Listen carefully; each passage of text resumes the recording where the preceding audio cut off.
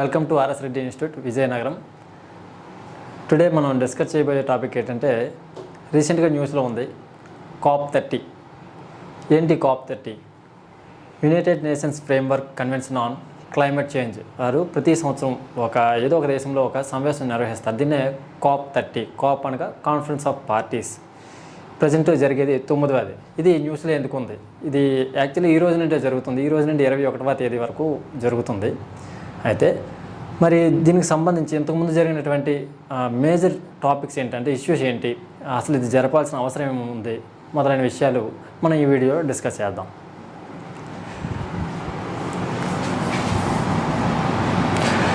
ఇది ప్రజెంట్ COP30కి సంబంధించి ఇప్పుడు జరుగుతున్నటువంటి టాపిక్ ఏంటంటే UNFCCC అన్నది United nations framework convention on climate change అని పేరుతో మనకి క్లైమేట్కి సంబంధించి, అంటే పారిశ్రామికీకరణ జరిగిన తర్వాత మన దేశంలోనే కాదు ప్రపంచవ్యాప్తంగా పొల్యూషన్ స్థాయిలను విపరీతంగా పెరగడం వల్ల గ్లేసియర్స్ ఏవైతే ఉన్నాయో అవి నిరంతరం కరిగిపోయి సముద్ర మట్టం అనేది పెరిగిపోతుంది. దీని కారణంగా గ్లోబల్ సౌత్లో ఉన్న దేశాలు మెయిన్ ఏవైతే పేద దేశాలు ఉన్నాయో లేదంటే దీవులు ఏవైతే ఉన్నాయో అవన్నీ కూడా సముద్ర మట్టం పెరిగిపోవడం వల్ల నిరంతరం ముంపుకు గురవుతున్నాయి. వీటిలో ప్రధానంగా కొన్ని దేశాలు ముంపుకు గురై భవిష్యత్తులో కనుమరుగైపోయే అవకాశం కూడా ఉంది. ఫ్రెండ్స్, ఇక్కడ మీకు ఒక క్వశ్చన్ ఏంటంటే, ఇటీవల ఒక దేశం 2050 నాటికి పూర్తిగా అయిపోయే అవకాశం ఉంది. అది ఏ దేశమో మీకు తెలిస్తే కామెంట్ చేయండి. అది రీసెంట్గా మెటావర్స్లో కూడా 3D మెటావర్స్లో కూడా మారడానికి ప్రయత్నం చేస్తుంది. అది చాలా చిన్న దేశం. తెలిసినట్లయితే వీడియో కింద కామెంట్ చేయండి. ఇక వీడియోలోకి వెళ్ళిపోయినట్లయితే మనకి UNFCCC అనేది ఫస్ట్ టైము 1992 బ్రెజిల్లో ఈ సమావేశం ఏర్పాటు చేశారు. దీన్ని ధరిత్రి సమావేశం అని కూడా చెప్తారు. దీనిలో భాగంగా కొన్ని నిర్ణయాలు తీసుకోవడం జరిగింది.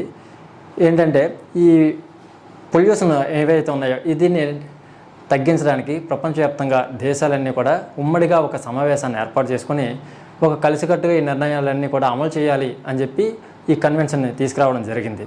దీనిలో భాగంగా ఇది అయితే 92లోనే వచ్చినప్పటికీ మనకి అమల్లోకి వచ్చింది మాత్రం 94 మార్చి 21 నుండి ఇది అమల్లోకి రావడం జరిగింది.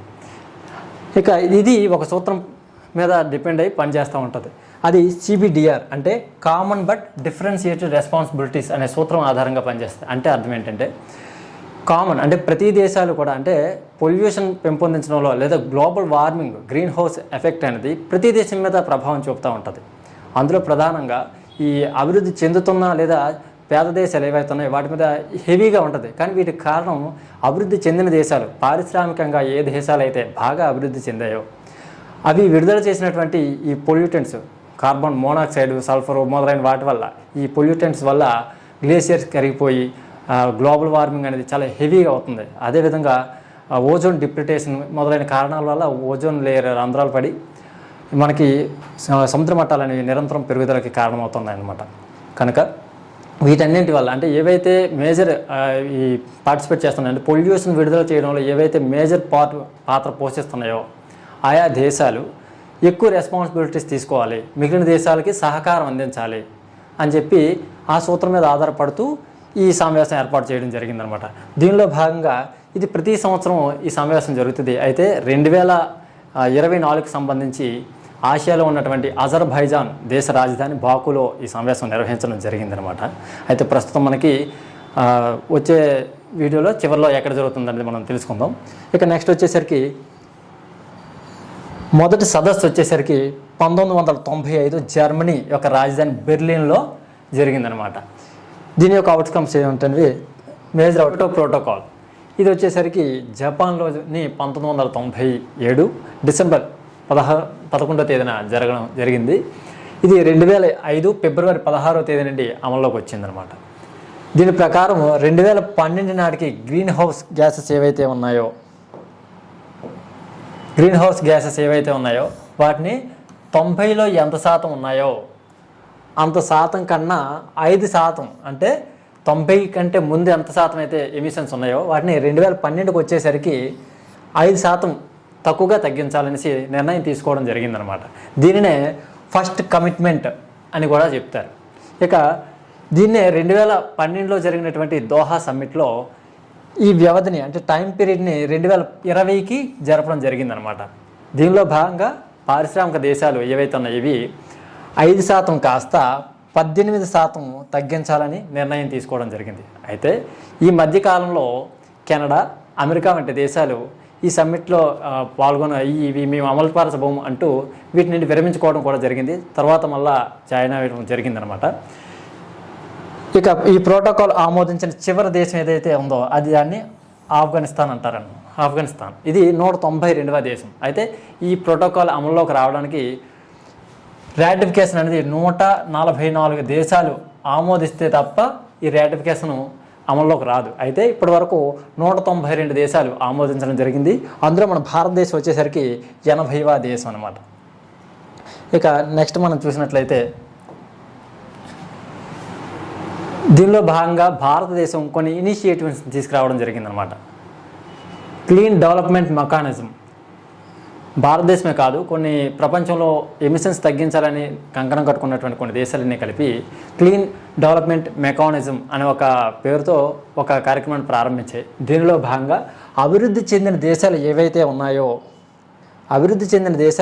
ఉన్నాయో అవి తమ ఉద్గారాలని తగ్గించలేనప్పుడు అభివృద్ధి చెందుతున్న దేశాలు లేదంటే పేద దేశాలు ఏవైతే ఉన్నాయో వాటి దగ్గర ఈ గ్రీన్ హౌస్ గ్యాసెస్ తగ్గించడం కోసం అటవీ పెంపకాలకి లేదంటే గ్రీన్ ప్రాజెక్టులు ఏవైతే ఉన్నాయో వాటిలో పెట్టుబడులు పెట్టాలి, లేదంటే వాటికి ఆర్థికంగా చేయూతనివ్వాలి అనే ఉద్దేశంతో క్లీన్ డెవలప్మెంట్ మెకానిజాన్ని స్టార్ట్ చేయడం జరిగింది. అయితే దీనిలో మన భారతదేశం వచ్చేసరికి 2003లో ఈ కార్యక్రమాన్ని ప్రారంభించడం జరిగింది.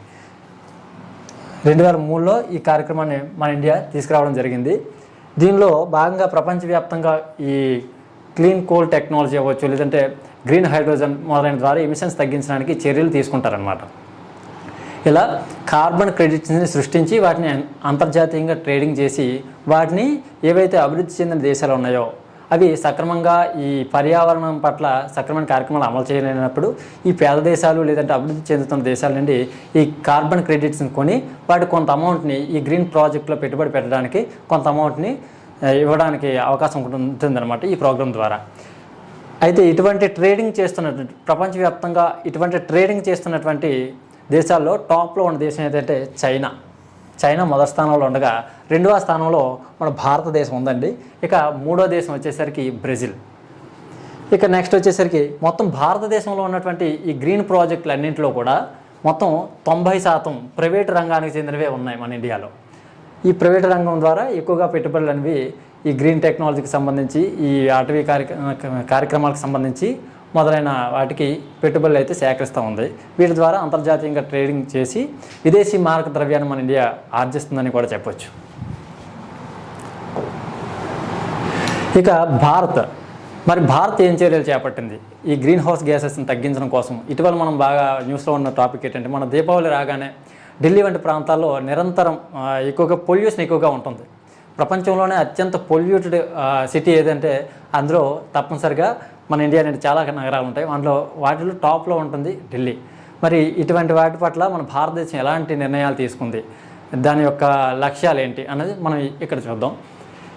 COP26లో మన నరేంద్ర మోడీ గారి పంచామృత లక్ష్యాలను మేము అమలు చేస్తాము. దీనిలో భాగంగా భారత్లోని ఈ పొల్యూషన్స్ ఏవైతే ఉన్నాయో వాటిని తగ్గించిన కృషి చేస్తామని చెప్పి ప్రకటించడం జరిగింది. వీటిలో భాగంగా 2030 నాటికి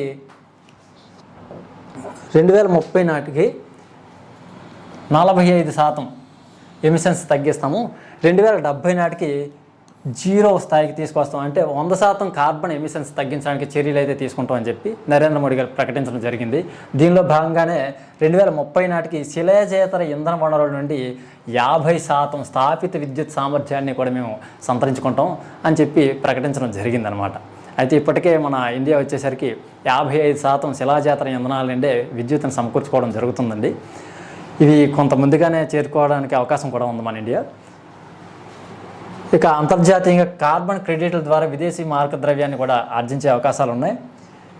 ఇక మనం గుర్తుంచుకోవాల్సిన విషయాలు, ముఖ్యమైన పాయింట్స్ ఏంటంటే ఈ COP20 నుండి COP30 మధ్య సమావేశాల్లో తీసుకున్న అవుట్కమ్స్ ఏమిటంటే కార్బన్ ఉద్గారాలను పారిశ్రామికీకరణ నాటితో పోలిస్తే ఎంతకి పరిమితం చేయాలనుకున్నారంటే 1.5 degrees అండి.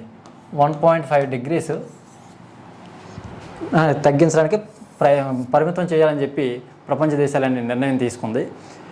ఇంకా వీలైతే ఇంకా తక్కువగా తగ్గించినా పర్లేదని చెప్పి ప్రకటించడం జరిగిందనమాట. మినిమం 2 నుండి 1.5 వరకు నిర్ణయం తీసుకోవడం జరిగింది. ఇక మీథేన్ ఉద్గారాలు, మనకి గ్రీన్ హౌస్ గ్యాసెస్లో కార్బన్ డైఆక్సైడ్, నీటి ఆవిరి మొదలైన వాటితో పాటు మీథేన్ కూడా ప్రధాన పాత్ర పోషిస్తూ ఉందన్నమాట. ఈ మీథేన్ అనేది 2030 నాటికే 30% మేర తగ్గించాలని చెప్పి యూరోపియన్ యూనియన్ ఏదైతే ఉందో అది ప్రతిపాదించిందండి. అయితే ఈ ప్రతిపాదన చాలా దేశాలు ఆమోదించడం జరిగింది. ఈ మీథేన్ ట్రాకర్ నివేదిక ఏదైతే ఉందో ఆ నివేదిక ప్రకారం మనం గమనించినట్లయితే ప్రపంచంలో మీథేన్ అధికంగా ఉత్పత్తి చేసే దేశం, లేదంటే ఈ ఎమిషన్స్ విడుదల చేసే దేశాల్లో మొదటి స్థానంలో చైనా ఉంది, తర్వాత అమెరికా ఉంది, ఆ తర్వాత 3rd స్థానంలో మన భారతదేశం ఉండడం అయితే జరిగింది. ఈ యూరోపియన్ యూనియన్ ప్రతిపాదించినటువంటి ఈ నిర్ణయంపై మొత్తం 90కి పైగా దేశాలు ఆమోదం తెలిపాయి అన్నమాట. కనుక దీన్నే గ్లోబల్ మీథేన్ ప్రతిజ్ఞగా కూడా చెప్తారు. ఇక మనకి 2028లో COP33 సమావేశం జరగడం కోసం నరేంద్ర మోడీ గారు ప్రతిపాదించడం జరిగింది. త్వరలో అది కూడా అవకాశం ఉంది. ఇంకా ఆమోదించలేదు, ప్రతిపాదన అయితే ఉంది. 2028లో ఇది అమల్లో జరిగే అవకాశం అయితే ఉందండి. ఇక లాస్ట్ జరిగినటువంటి కాప్ సదస్సులో మన భారత ప్రభుత్వం, అదేవిధంగా స్వీడన్కి చెందినటువంటి ఈ రెండు దేశాలు కలిసి COP28 సదస్సులో ఈ కార్యక్రమాన్ని ప్రారంభించేయండి. ఆ కార్యక్రమే లీడ్ ఐటీ 2.0. అంటే ఏవైతే అభివృద్ధి చెందుతున్న దేశాలు ఏవైతే ఉన్నాయో, లేదా పేద దేశాలు ఏవైతే ఉన్నాయో వాటి దగ్గర గ్రీన్ ప్రాజెక్ట్ని డెవలప్ చేయడం కోసం టెక్నికల్గా, లేదంటే ఆర్థికంగా, ఫైనాన్షియల్గా సపోర్ట్ చేయడం కోసం ఈ కార్యక్రమాన్ని తీసుకురావడం జరిగింది. ఇవి రెండు కూడా ఈ భారత్, స్వీడన్ దేశాలు ఏవైతే ఉన్నాయో ఇవి రెండు వీటిలో లీడ్ తీసుకోవడం జరుగుతుందండి. ఈ రెండు దేశాలు వీటిని, ఈ గ్రీన్ ప్రాజెక్టులకు కావాల్సినటువంటి టెక్నాలజీని ఆయా దేశాలకు ట్రాన్స్ఫర్ చేసి ఆర్థికంగాను టెక్నాలజీ పరంగాను ఆదుకొని ఉన్నాయి. ఇక అంతేకాకుండా కనిష్ట కార్బన్ సాంకేతికత, అంటే వీలైనంత తక్కువ కార్బన్ ఎమిషన్స్ని విడుదల చేయడం కోసం కృషి చేయడానికి సహకారాన్ని అయితే భారత్ అండ్ స్వీడన్ దేశాలు, వీటితో పాటు ఏవైతే ఒప్పుకున్నాయో ఆ దేశాలని కూడా చేయడానికి అవకాశం ఉంది. ఇక 2024 చివరిగా మనకి COP29 సదస్సు అండి అజర్బైజాన్ రాజధాని అయినటువంటి బాకు నగరంలో జరిగింది.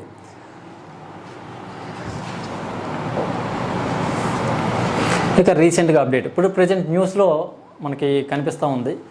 రీసెంట్ అప్డేట్స్ ఏంటంటే ఈ COP29 బాక్ నగరంలో COP30 అనే ఈ సమావేశం మనకి బ్రెజిల్ నగరమైనటువంటి బెలెమ్ అనే నగరంలో జరుగుతుంది. ఈ సమావేశం వచ్చేసరికి బ్రెజిల్ దేశంలో బెలెమ్ అనే నగరంలో జరుగుతుందండి. ఈ సమావేశం ఎక్కడ ఎందుకు జరుగుతుందంటే ఇది ప్రధానంగా అమెజాన్ వర్షారణ్యం ఏదైతే ఉందో, ప్రపంచానికి ఊపిరితిత్తులుగా మనం భావిస్తాం కదండి, ఆ వర్షారణ్యంలో బెలెమ్ అనే నగరం ఉంది. ఇది ఇక్కడ జరపడానికి ప్రధాన కారణం ఏంటంటే మేము వర్షారణ్యాలు ఏ విధంగా, ఈ ట్రాపికల్ ఫారెస్ట్ని మనం ఏ విధంగా సంరక్షిస్తున్నాం అని చెప్పి ప్రపంచానికి తెలియజేయడం కోసం బ్రెజిల్ ఆ నగరాన్ని ఎంచుకోవడం జరిగింది. ఇదే సదస్సులో భాగంగా నిన్న ప్రకటించినటువంటి ఒక కొత్త కార్యక్రమం ఏంటంటే tropical forest for ever facility అనే కార్యక్రమాన్ని బ్రెజిల్ దేశ అధ్యక్షుడైనటువంటి లూలా డా సిల్వా ప్రారంభించారు. దీనిలో భాగంగా అయితే దీనిలో అబ్జర్వర్ దేశంగా భారతదేశం చేరుతున్నట్లు కూడా ప్రకటించింది. దీనికోసం భారతదేశం సహకారాన్ని అందిస్తామని చెప్పి ప్రకటించడం జరిగిందనమాట. ఈ tropical forest for ever facility కార్యక్రమంలో భారతదేశం కూడా భాగస్వామ్యం అవ్వడానికి సిద్ధమైంది. ఇక ఈ కార్యక్రమం లక్ష్యం ఏంటి, అసలు ఈ tropical forest for ever facility అనే కార్యక్రమం లక్ష్యం ఏంటి అంటే అవి మనం గమనించినట్లయితే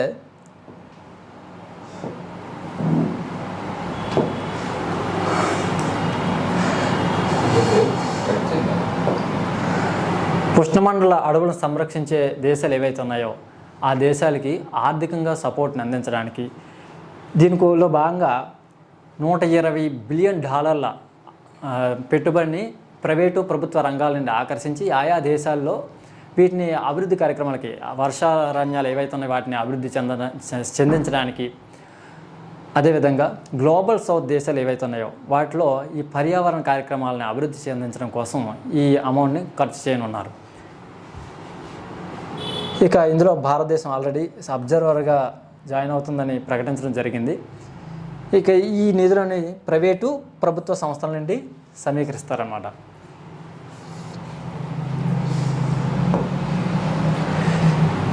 ఇక ఈ టాపిక్ని మనం కొంచెం పరిశీలించినట్లయితే ఆప్షన్ 1 ధరిత్రి సమావేశం 1997 బ్రెజిల్లో జరిగింది. ఆప్షన్ 2 2025 COP30 సదస్సు బ్రెజిల్లోని బెలెమ్ నగరంలో జరగనుంది. ఇక 3 వచ్చేసరికి tropical forest forever facility TFFF కార్యక్రమాన్ని బ్రెజిల్ అధ్యక్షుడు COP30 సమావేశం సందర్భంగా ప్రకటించారు. పై వాటిలో సరైనవి A1 మాత్రమే, 1, 2 మాత్రమే, 2, 3 మాత్రమే, 1, 3 మాత్రమే, 1, 2, 3 మాత్రమే. వీటి ఆన్సర్ తెలిసినట్లయితే కామెంట్ సెక్షన్లో కామెంట్ చేయండి.